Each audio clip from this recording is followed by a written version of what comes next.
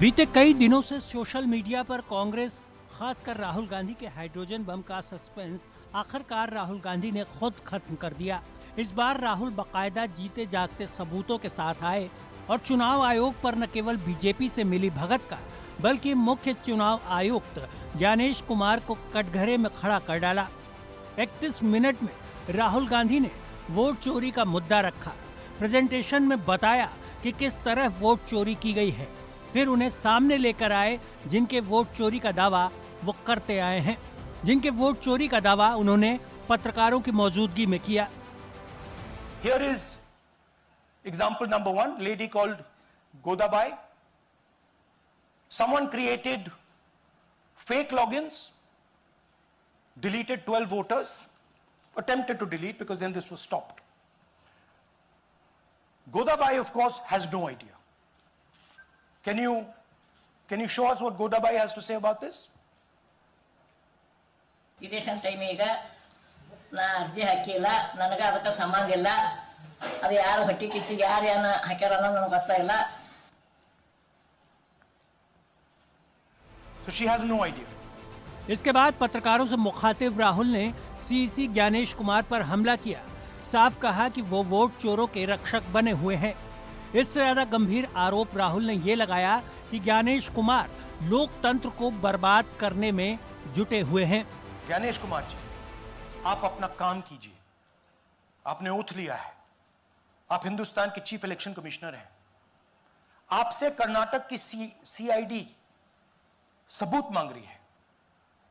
आप कर्नाटक की सीआईडी को यह सबूत 1 सप्ताह के अंदर दे दीजिए, नहीं तो पूरा हिंदुस्तान के सारे युवा इस बात को एक्सेप्ट करेंगे कि आप हिंदुस्तान के कॉन्स्टिट्यूशन, हिंदुस्तान के संविधान की हत्या में शामिल हो, हिंदुस्तान के संविधान की रक्षा नहीं कर रहे हो और वोट चोरों की आप मदद कर रहे हो। राहुल गांधी ने जो आरोप लगाए उसमें कई सीटों से लेकर लोगों तक का जिक्र उन्होंने किया।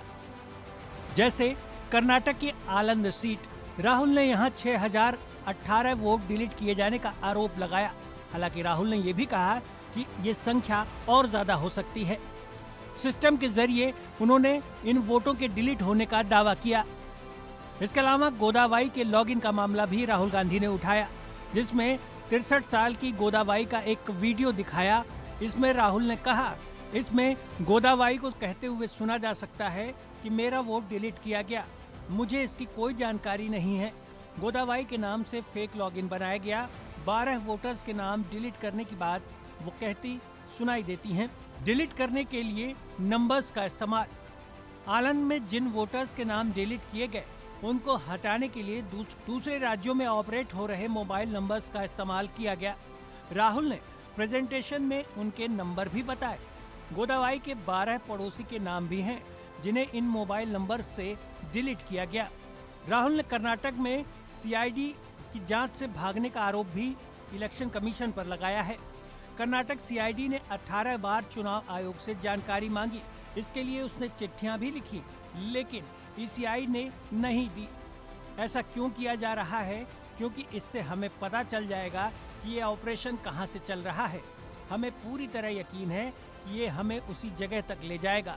हालांकि राहुल गांधी के आरोपों को चुनाव आयोग ने खारिज कर दिया है। उसने इन आरोपों को बेबुनियाद बताया है। चुनाव आयोग की तरफ से जारी बयान में कहा गया है कि कोई भी आम नागरिक ऑनलाइन किसी का वोट डिलीट नहीं कर सकता। किसी का वोट डिलीट करने से पहले संबंधित व्यक्ति को अपनी बात रखने का मौका दिया जाता है। वहीं राहुल गांधी के आरोपों पर बीजेपी ने भी हमला किया है। बीजेपी की तरफ से अनुराग ठाकुर ने कहा कि राहुल गांधी लगातार संवैधानिक संस्थाओं का अपमान कर रहे हैं। वो हाइड्रोजन बम फोड़ने आए थे, लेकिन ड्रामा करके चले गए। आज की प्रेस कॉन्फ्रेंस में हाइड्रोजन बम फोड़ने वाले थे, फुलझड़ी से काम चलाना, वो भी खुश हो गए। क्या हो गया? इलेक्शन कमीशन ने बड़ा स्पष्ट कहा है कि no deletion of any vote can be done online by any member of public. Online किसी भी वोट को नहीं काटा जा सकता और no deletion can take place without giving an opportunity of being heard to the affected person. तो बगैर किसी की बात सुने उसका वोट नहीं काटते, कोई निर्णय नहीं। यही नहीं, जिस आलंद सीट का राहुल ने हवाला दिया उस पर अनुराग ठाकुर ने कहा कि क्या राहुल गांधी मानते हैं कि इस सीट पर उनके प्रत्याशी की जीत वोट चोरी के चलते हुई है। इलेक्शन कमीशन ने मोबाइल नंबर पहले ही उपलब्ध करवा दिए, आईपी एड्रेस अगर दे दिए, अगर मोबाइल नंबर दे दिए, आईपी एड्रेस दे दिए, तो कांग्रेस शासित राज्य की कर्नाटक की सीआईडी ने अब तक क्या किया? और मैं एक ध्यान आपके माध्यम से देश की जनता को बताना चाहता हूं, रिकॉर्ड्स के अनुसार आलंद विधानसभा क्षेत्र ये कांग्रेस के ही कैंडिडेट ने जीती थी 2023 में 10,348। बिहार चुनाव से पहले जिस तरह राहुल गांधी वोट चोरी के आरोपों को धार दे रहे हैं, बीजेपी और चुनाव आयोग की प्रतिक्रियाएं ये बता रही कि ये मुद्दा लंबा चलने वाला है। हाँ, ये सवाल अलग है कि राहुल के इन आरोपों से कांग्रेस का कितना भला होगा। Bureau report, India news.